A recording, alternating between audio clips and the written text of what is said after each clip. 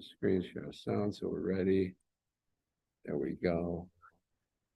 All right, hold on. There we go. Shrink down. And now shrink up. And everybody can see what I'm doing, what I'm talking about. I mean, you don't have to read it, but it helps to have it up on the screen. I can see it up here. So I call this the Antiquity of the Jews. And I base it on our Torah reading this morning, which is a bizarre story of rape. I mentioned this earlier, right? We read this. It's a rape committed by the prince of Shechem, and then a revenge war by the brothers of Dinah, who was the one who was raped, on the entire city, entire habitation. Right? The city is plundered completely, and sort of in revenge, the women of the city are taken by force. Very problematic text.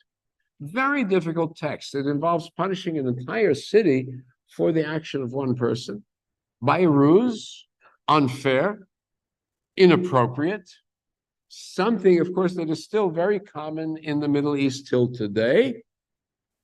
You know, we have these kinds of fake treaties going back to Muhammad that Yasser Arafat quoted when he tried to explain why he did the Oslo Accords. Yeah. Well, this kind of ruse, it's not modern, it's very ancient, especially when we talk about revenge for the capture of one woman. We all know the sort of the Trojan Wars. It's very similar. Paris, the young man, sees a beautiful woman, and he captures her and takes her off to Troy, even though she's married to King Agamemnon. Right? We know that story. And the war itself, probably, you know, the Trojan Wars was somewhere around 1200. That's the theory, before the year zero. So it would have been a few centuries after the time of Jacob. But Homer's epics are written probably around the same time as we're getting the text of the Bible for ourselves. So was it known? Was it not known? It must be a very well-known tale that when you take one of our women, you get it in the end. And of course, you know how the Trojan War ends. They bring in, they pretend to be defeated. They leave a wooden horse, and of course, the wooden horse has inside it the best of the Greek armies. They come in, and just like in the story of Shechem, wipe out everybody. History repeats itself. Also, the horror of rape, it also takes place inside ancient Israel in the time of the judges. Also, a woman is raped and abused, and she dies as a result. And as a result, the paramour, the lover of the woman who was raped, is not defined as married to him, calls for all the tribes to take revenge, and the tribe of Benjamin is almost entirely eradicated. You touch my woman, that's what you get. You understand the mentality, the emotion. So one thing we can understand after October 7th, it's not just talking about this mass murder and torture, but the rape of women. It's an outrage.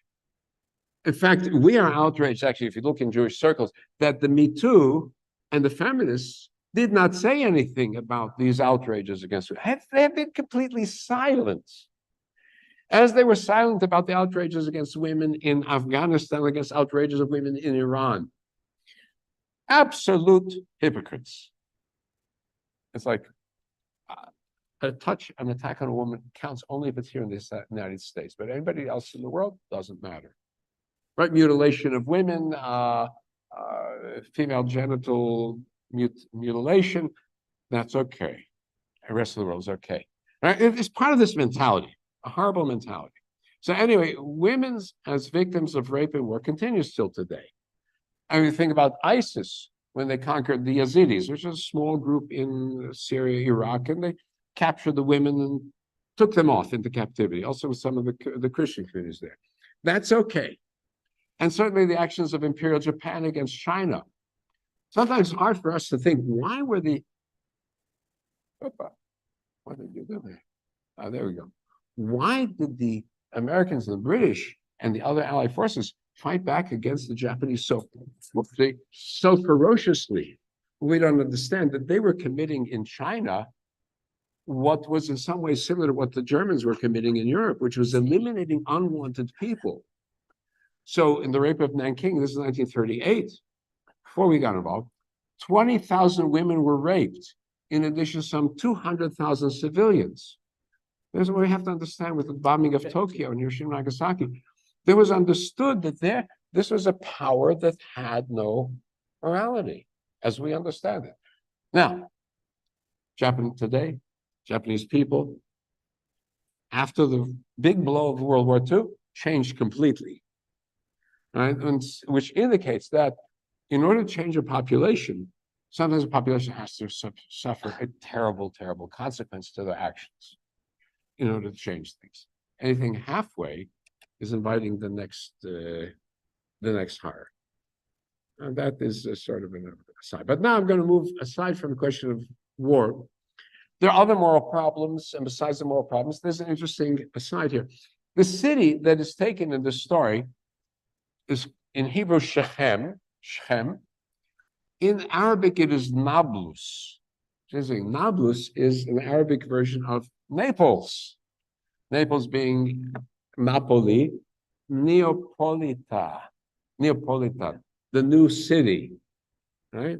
Why? Because at some point the Romans took over and erased. Also, they wiped out what was the centers for the Samaritans, as they did to the Jews, gave them Jewish names.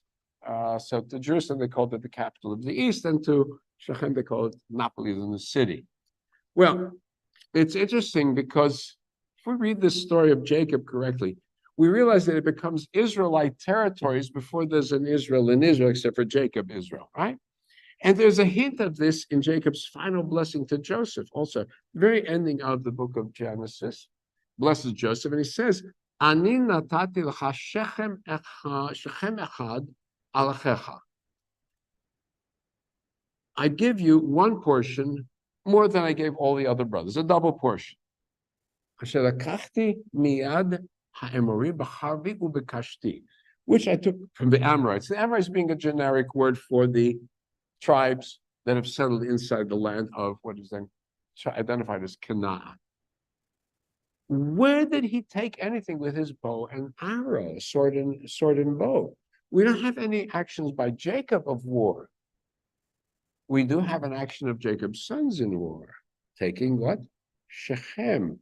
Well, the word here is Shechem, meaning a portion, Shechem, the city. It's like changing the vowel sound. And you go from a portion to the city. So we understand that here's a play on words, that there's a hint that already in the time of Jacob, there was a Jewish settlement by force in what is, as I say, it's the northern part of, would be the Palestinian Authority, right? Shechem Nablus. So, Shechem later, when the children of Israel returned to the land of Israel, take it under Joshua and the judges, it's the site of the very first ceremony marking the entrance into the land. It is at Shechem that they do this ceremony. And Shechem becomes the sanctuary for the northern tribes. It becomes their central sanctuary. And it remains till today for the Samaritans, the area of their sacred mount, Har Gerizim. It is right there next to Shechem. A reminder of this ancient acquisition. Samaritans descended from the northern tribes who never left. So,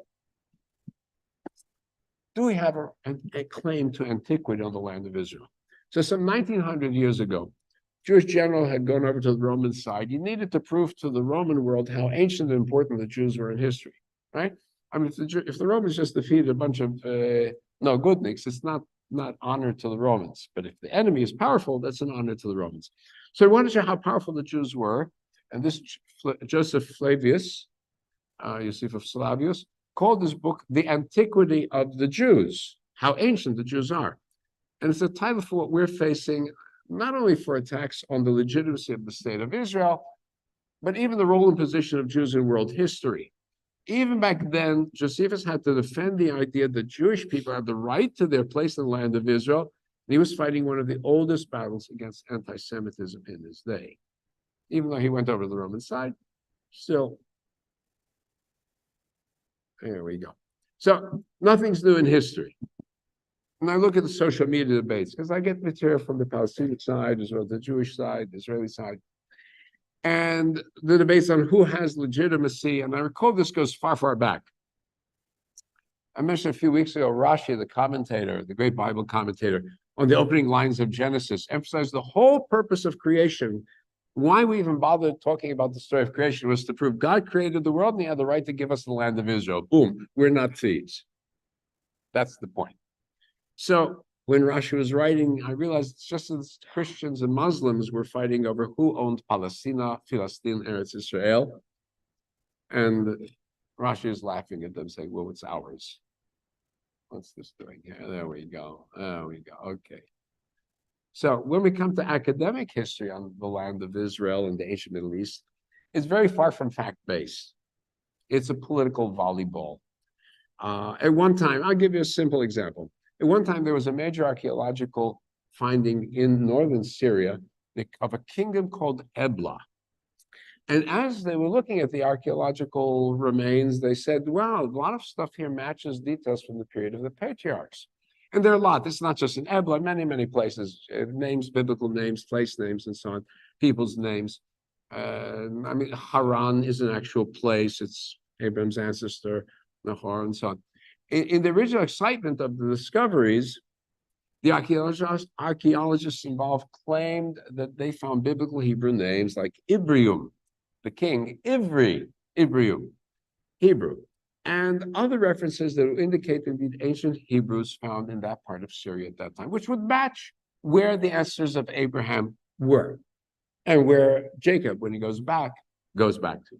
So you'd think it'd be easy to confirm what these remains are. But the Syrian government immediately interfered and stopped the publication and stopped access to these remains until the archaeologists started touting their line, which was that this is proof that the Syrians were very ancient, nothing about the Bible. So here's from Biblical Archaeology Review.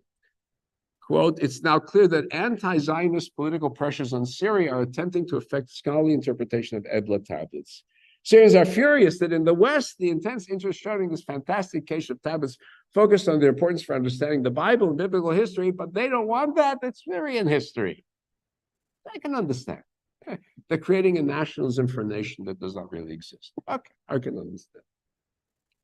So I mentioned this because you can't even get, when you're dealing with the Near East, an objective position about anything in history in the Middle East. So we have the same fight going on about the first and second temples in Jerusalem. Muhammad Abbas said there was no temple. There was no Jewish temple. Muhammad Abbas claimed it. Even though every Arab and Muslim document before the 20th century said, yes, Jerusalem was the site of the Temple of Solomon. Even the Sheriff of Mecca in the beginning of the 1900s was the ancestor of the Hashemite king. Jordan, the king of Jordan, said, yes, this is where the Temple of Solomon was. In his official records, he published it, right? So what's called revisionism, historical revisionism, right? Forget what's in the textbooks. I know the truth. Yes, that's what we call historical revisionism. So I came across that, but I mentioned it once before. I found this, a writing between a well-respected historian of the Arabs, Philip Hitti, actually a very renowned scholar, and the renowned physicist Albert Einstein, who is not necessarily a historian, but he was writing together with a known Jewish historian, Eric Kohler. Now, what's good about these two guys is they were not political hacks like the Syrian government or Muhammad Abbas. So they're actually trying to give a position from their understanding of actual text. Good. So this debate took place just as World War II and the Holocaust was at its peak, and the United States Congress was looking for a safe haven for Jews, and they're exploring the idea of a Jewish homeland on the basis of the land of Palestine under the Balfour Declaration. And that was what they were trying to push, the United States Congress. Hitti was giving a presentation before the Congress, rejecting the right of Jews to any part of the land as an independent entity, even though it would have saved millions of Jews had they been able to do this in enough time. So he derided our delusions. Delusion. From the Arab point of view, political Zionism, an exotic movement, internationally financed, artificially stimulated, holds no hope of ultimate or permanent success. It's an artificial entity. Not only to the 50 million Arabs, by today there are 400 million. It went from, and there was only what, 75 years ago? Turns out that the Arab world was underpopulated, and that's from North Africa in through the Middle East until the middle of the 19th century, where economic situations changed, the population expanded vastly, right? There were not many Arabs, relatively speaking. So he says about 50 million Arabs at that time, many of whom descendants of Canaanites. So talking about the entire Arab world, he says they're descendants of Canaanites in the land before the Hebrews entered Palestine under Joshua. But to the entire Muslim society, of whom the Arabs are the spearhead, a sovereign Jewish state in Palestine appears as an anachronism. What chance of survival has such an alien state amidst a camp of would-be hostile Arabic and unsympathetic Islamic world? Okay, so it's a pipe dream to have a Jewish state. So here's their response. Both Arabs and Jews are said to stem from a common ancestor, from Abraham, who immigrated into Canaan, that is Palestine. So neither of them seem to have been early in the land than the other. You don't have a claim. We both have a claim. Recent views assume that only parts of the Israelites migrated to Egypt, as reflected in the Joseph story, and part of them remained in Palestine. That's what I told you about Jacob, hinting to that land that we never left, actually. So part of the Canaanite population encountered by the Jews when they entered the promised land under Joshua were Israelites too. Therefore, the Arabs have no priority on the land. The reason I mention this, by the way, is Shechem was never conquered under Joshua. They just went right there. And none of the judges. There's no reference to the conquest of Shechem. Everything else is gone. That's because it was already there in Israelite hands. They were just there as a fact. So we go ahead. To the Arabs, Jerusalem is only the third holy city. To the Jews, the first and the only holy city. Palestine is a place where the original history, the sacredness took place. Besides, to the Arabs, Jerusalem is a holy city only insofar as they trace the tradition back to Jewish origins. But by their holy war and conquest of Palestine, the Arabs contributed their share to depriving the Jews of their homeland. In other words, yeah, they went into the land of Israel, they kicked out the Byzantines, and they kept it for themselves. And so to the making of the Jewish problem. They did not say, Jews come back, even though it's a smaller share than the other people, right? The big blame, the Romans, but to some extent, they continued. The stand that the Arabs take, however, with regard to the Jews is exactly the one which all peoples of the world are taking. What stand is it? Not my problem. No people in the world understands why it should contribute anything to the solution of the Jewish problem. This is the big problem. Christian Europe, certainly not. Latin America, no. The only exception, Dominican Republic. Nobody else wants the Jews.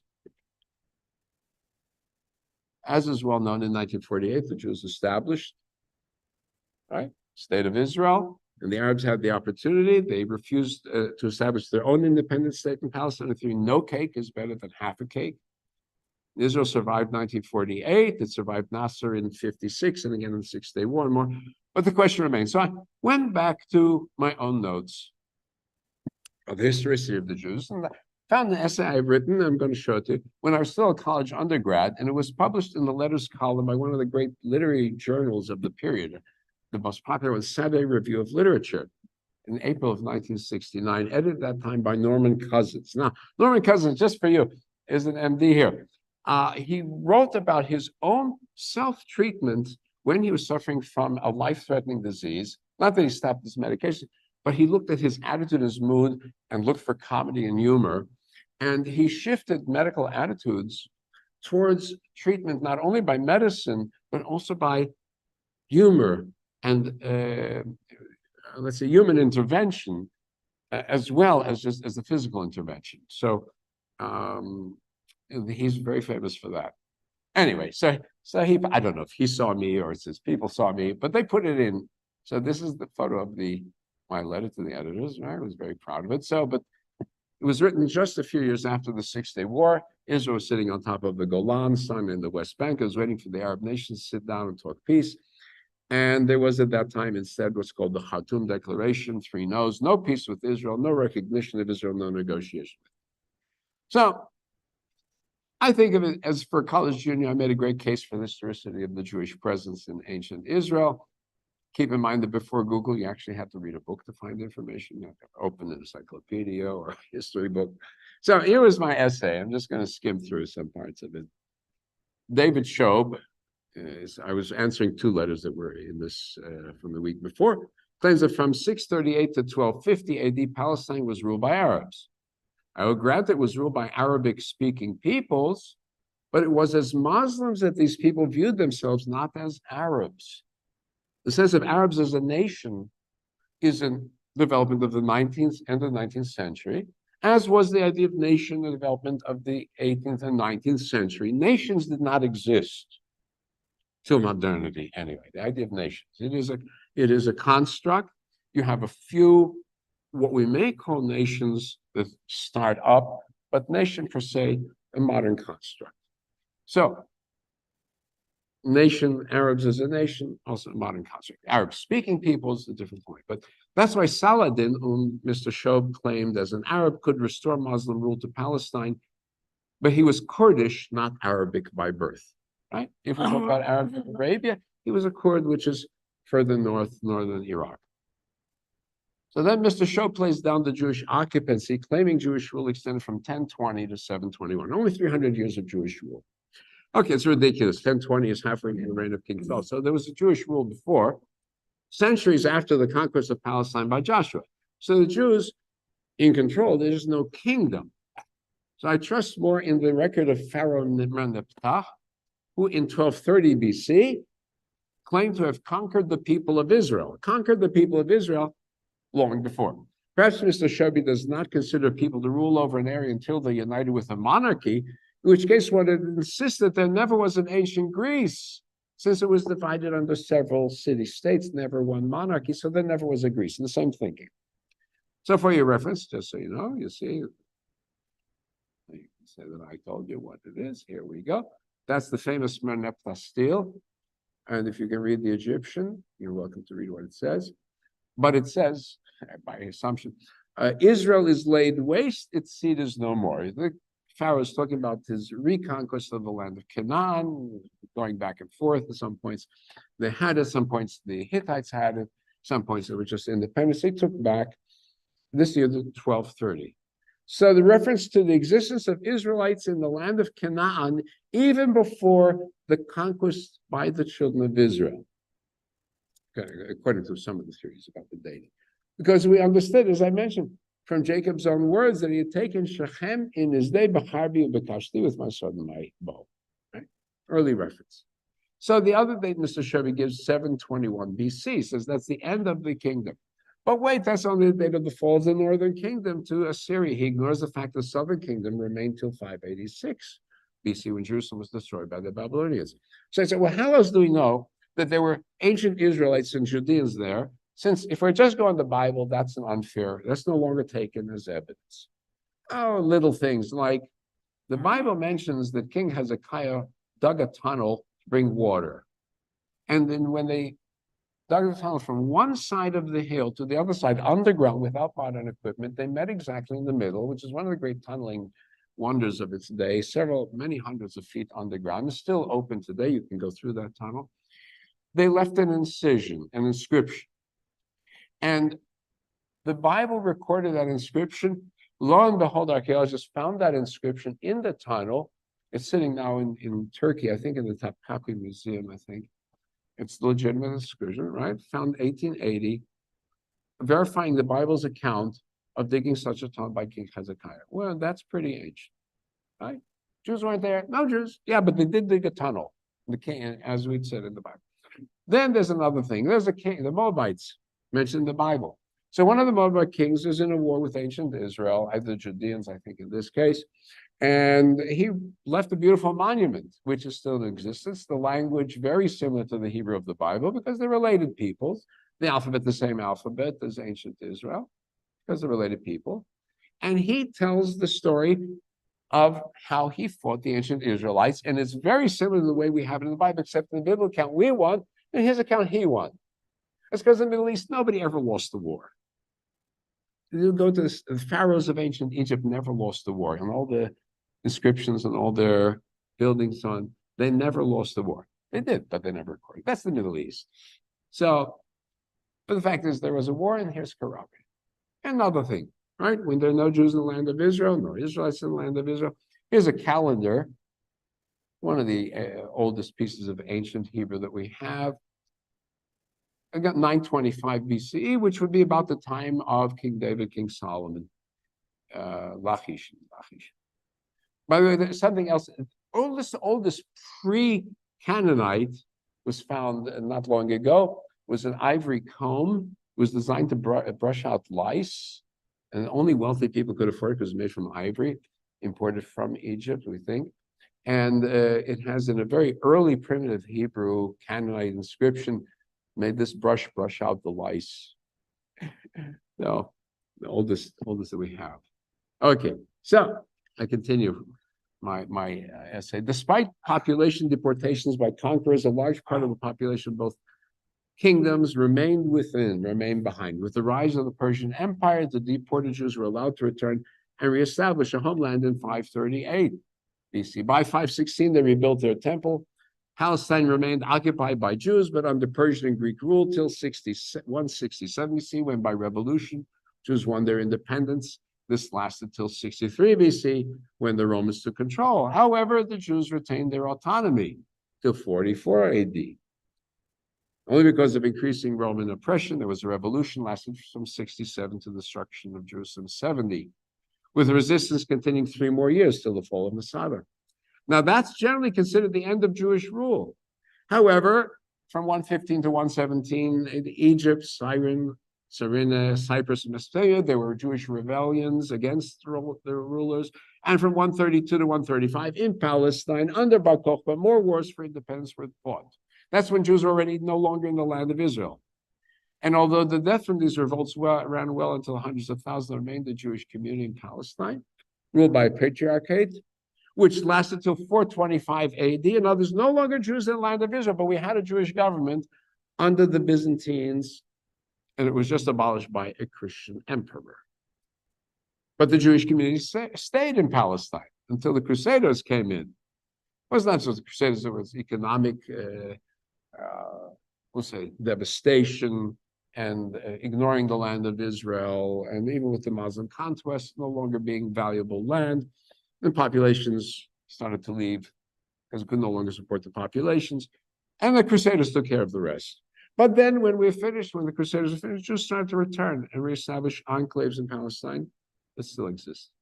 So Jewish rule, whether as a union of tribes, as a monarchy, or as a patriarchate, lasted then from 1230 to 425 AD, at least 1,655 years, not 200 years, as Mr. Shobi claimed. Well, I always have to think, what did we do in those years in the land of Israel when so many of us think there were no Jews in the land of Israel? No Jews in the land of Israel. Well, the final consensus of what is considered the Bible is produced in that time, right? The text. So the Christian church took their text from the one that we defined. Then there's the Apocrypha pulled together.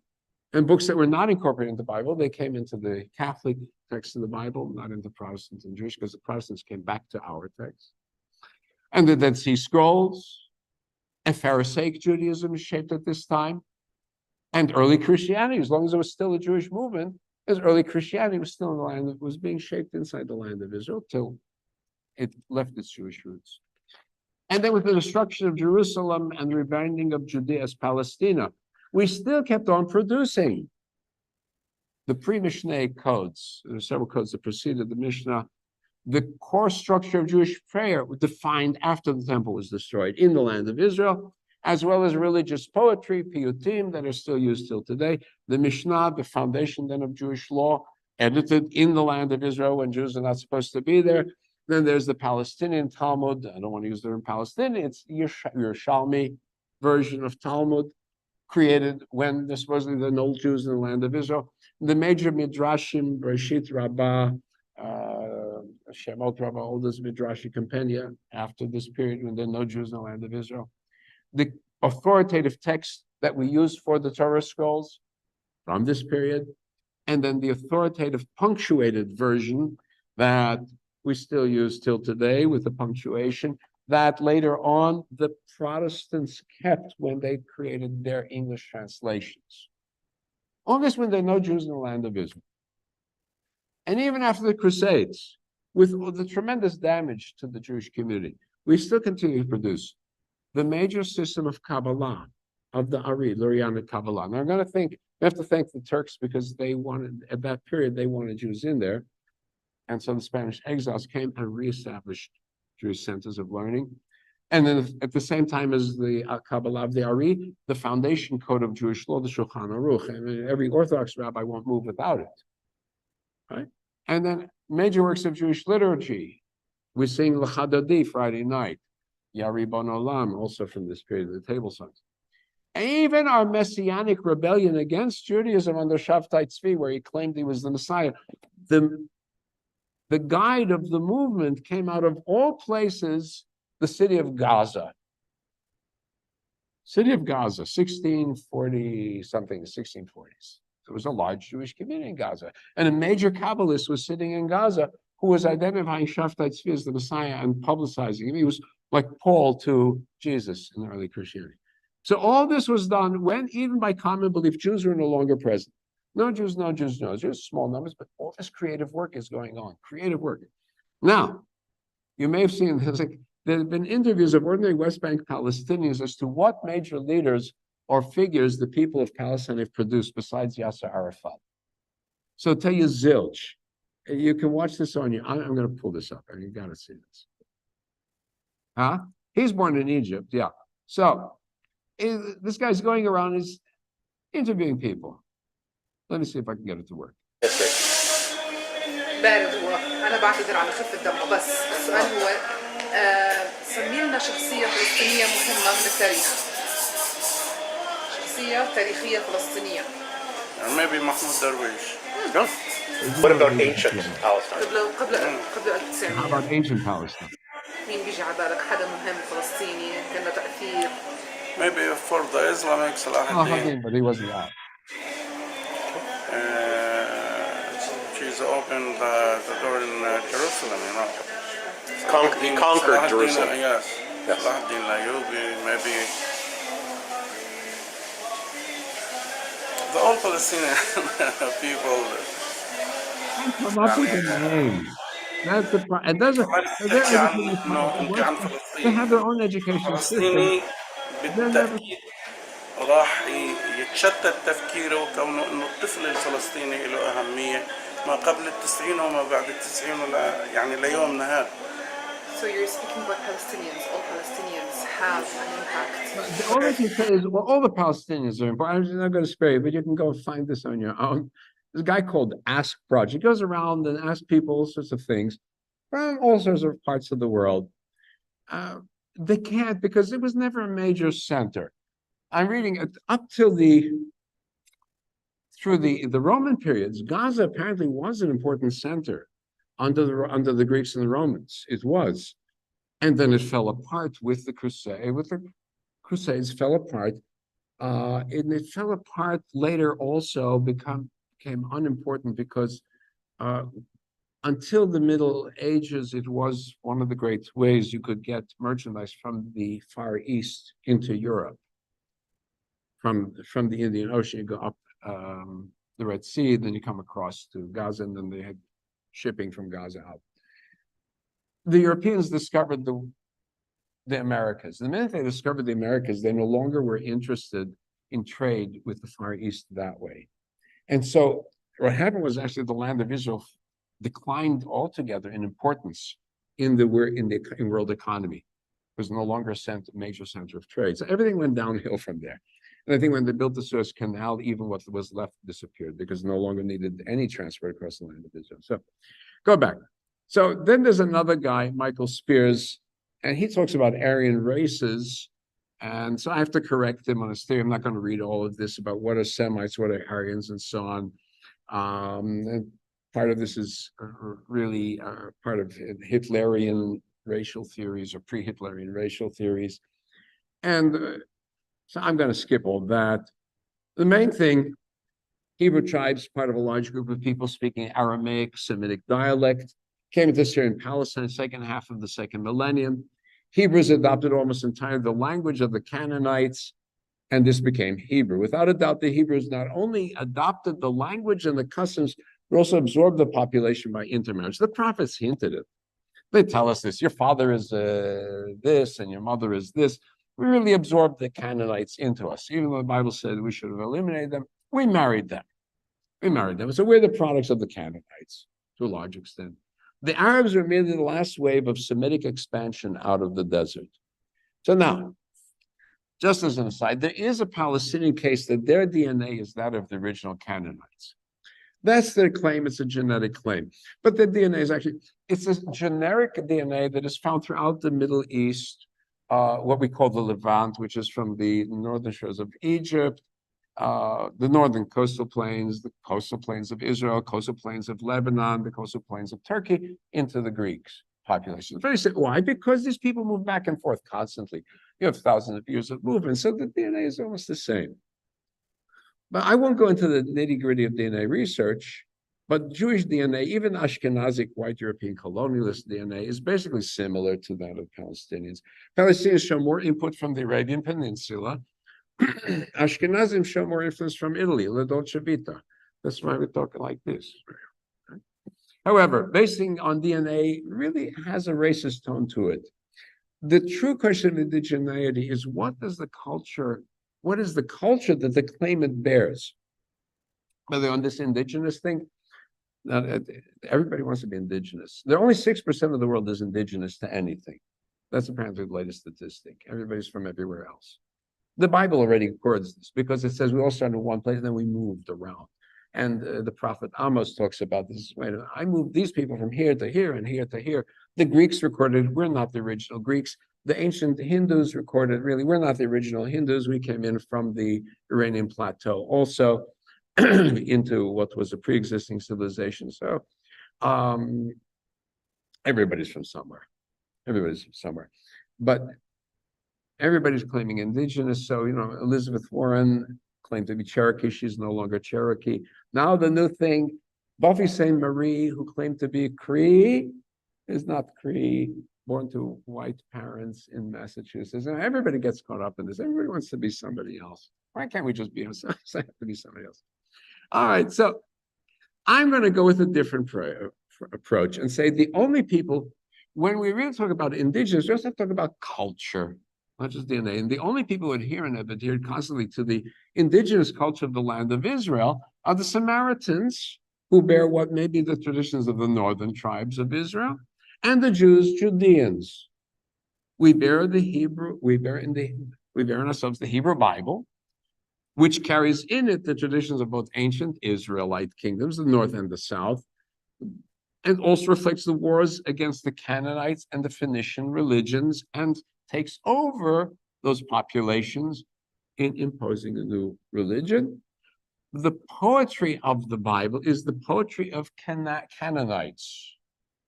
Psalms, we know the Canaanite poems, Phoenician poems. We see the language. So we are carrying that language. We're carrying that literature. So we bear the use of the ancient language of the land of Israel, Hebrew. We still use it. I mean, I've used it in everyday parlance, but we did use it in writing letters and communications, besides not just studying ancient books.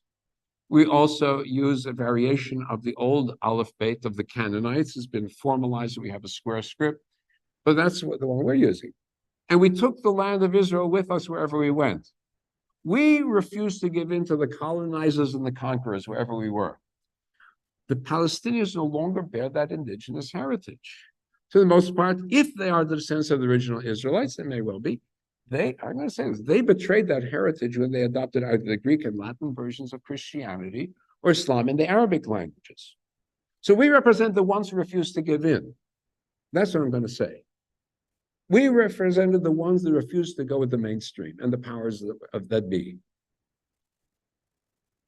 A little bit aside, then he talks about Habiru, this, but I signed it, Norbert Weinberg. So I think I did a decent job. That's what I'm going to claim at age 20 of stating the case for the antiquity of the Jews. There's my analysis of the letter. Okay, so let's wrap up. Yeah.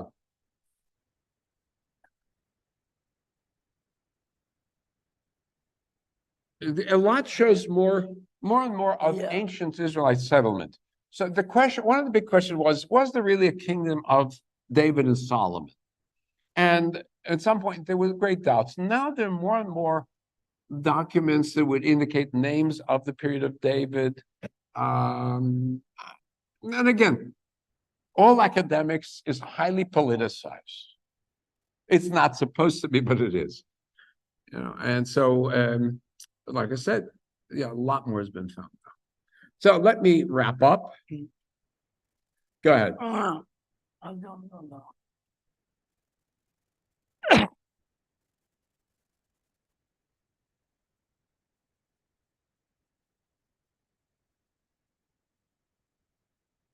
Nowhere in ancient Egypt do you have it.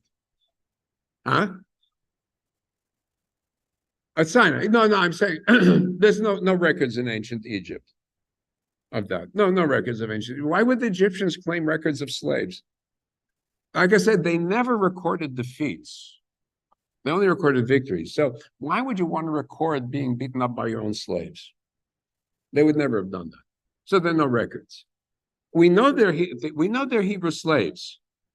That we have records of. Because northern Egypt was taken over at some point by Semitic tribes related to the ancient Israelites. That we know. And that those people were then dominated eventually, we know. So things like that we know. But, specifics we don't have. Like I said, I'm an Egyptian. Why would I record being embarrassed by my own slave? Right? Just like they never lost the war. They were beaten by the Hittites, they never lost. They were beaten by others, they never lost. Yeah.